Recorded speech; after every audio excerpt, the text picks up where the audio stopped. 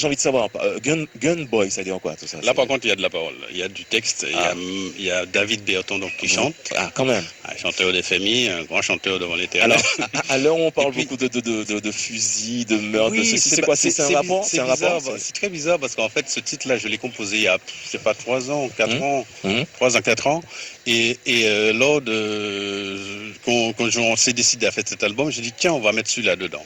Alors, ça parle de quoi? Ça parle justement de ça, du problème qu'on a actuellement de violence. Ouais, de violence. Mais en fait, c'est beaucoup d'armes à feu aussi. C'est pas une critique directe, c'est une petite histoire. On peut même en faire un film d'ailleurs, parce que c'est la vie d'un jeune. La vie d'un jeune qui est né en fait dans ça et qui est un petit peu la victime de ça. Voilà. Mais justement, qu'est-ce que tu penses de ça, justement, des armes? Pas seulement en Martinique, mais on voit aussi aux États-Unis, lorsqu'on voit tous ces jeunes qui rentrent dans des écoles, dans des lycées pour tuer des enfants. Qu'est-ce que pour toi il faudrait faire contre ça, pour lutter contre ça? Je ne sais pas si j'ai vraiment la solution. Et puis, de toute façon, il y a des gens peut-être qui l'auraient déjà fait s'ils avaient déjà la solution. Le problème est tellement vaste que ça parle de l'éducation, ça parle de l'ambiance, ça parle de la misère qu'il y a actuellement. Il y a beaucoup de causes. Donc, prétentieux celui qui pourrait dire que moi j'ai la solution. Mais en fait, la solution, ce serait peut-être de se replonger dans les fondamentaux. Dans l'éducation de nos jeunes.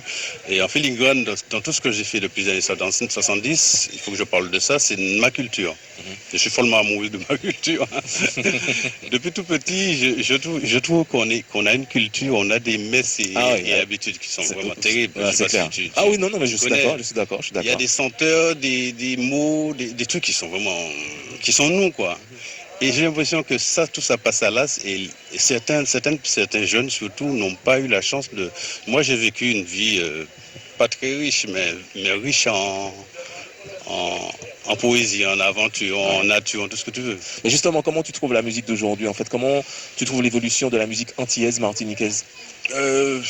La musique, elle est... Bon, c'est sûr que c'est normal que ça se soit pas... J'apprécie, hein. J'ai ma fille, d'ailleurs, qui chante sur cet album aussi. La nouvelle génération, oui. Oui, qui me fait découvrir des choses que j'apprécie beaucoup. Même sur YouTube, j'apprécie beaucoup. C'est pas tout, j'apprécie pas tout. Donc, je pense qu'il faut pas faire de cloison entre les... Avant, quand on était plus jeune, on écoutait du François Hardy, je suis désolé. Dans tout ça. Et on passait Mike Brown, tout ça. On passait sur Bob Marley après. Voilà. C'était super. Donc, il n'y a pas de raison de cloisonner. Et donc, notre musique, actuellement, je trouve qu'elle patine un petit peu. Elle patine. Elle patine, oui. Bon, on va travailler pour ça alors. Oui, il faut travailler pour ça. On est avec Géo Jazz ou encore Georges Berton pour ceux qui nous écoutent sur FM plus 88.9 et bien sûr ceux qui nous regardent en télé dans l'émission Black Boss sur KMT Télévision en direct du Tiki's Beach, très important. Il faut venir manger ici à Shellshare, à côté de fans de pizza, à côté de boules de neige. Et alors, qu'est-ce qui va se passer autour de cet album? Déjà, il y a un clip qui tourne qu'on voit déjà sur KMT. C'est le titre Caraïbes, c'est ça? Caraïbes, c'est ça.